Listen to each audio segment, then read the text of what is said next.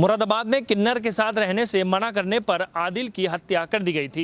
दरअसल मुरादाबाद के थाना मैनाठेर में किन्नर के पास आदिल नामक व्यक्ति ढोलक बजाने का काम करता था। आदिल का ये कहना था कि अब वो किन्नर के साथ नहीं रहना चाहता।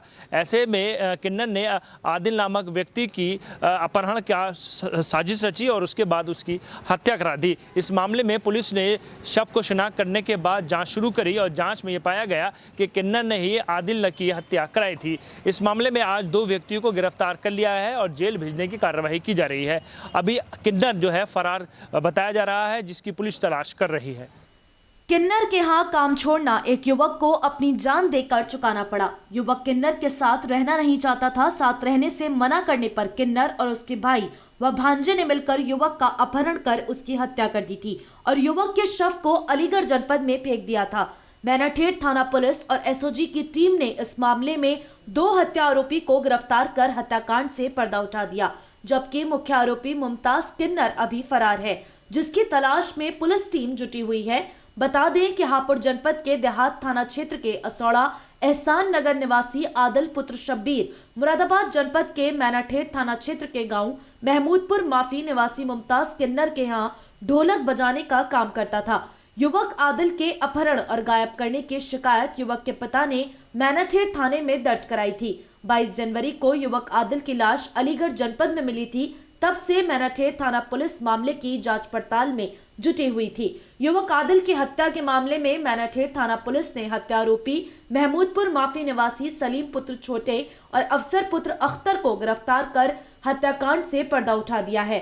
हत्या आरोपियों ने पुलिस को बताया कि आदिल मुमताज किन्नर के यहाँ काम करता था और कुछ दिन से आदिल मुमताज के यहाँ नहीं रहना चाह रहा था। मुमताज को ये शक हो गया था कि आदिल अब उसके पास नहीं रहेगा और भाग जाएगा।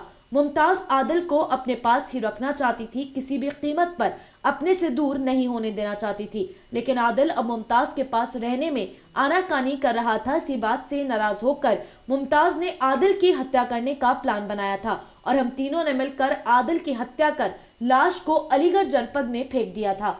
ये जैसा कि आपको ज्ञात है, थाना क्षेत्र मैनाठेर में एक अभियोग पंजीकृत हुआ था आदिल के अपहरण के संबंध में। इस संबंध में ऑलरेडी 5 अभियुक्तों को जेल भेजा जा चुका है। 2 अभियुक्त आज गिरफ्तार हुए हैं, जिनके द्वारा यह बताया गया है कि उनके द्वारा आदिल की हत्या करके उसके डेड बॉडी को अलीगढ़ क्षेत्र में फेंका गया है। इस संबंध में अलीगढ़ से भी संपर्क किया गया है और परिजनों द्वारा वहां कपड़े के आधार पर और फोटो के आधार पर आदिल की शिनाख्त की जा चुकी है।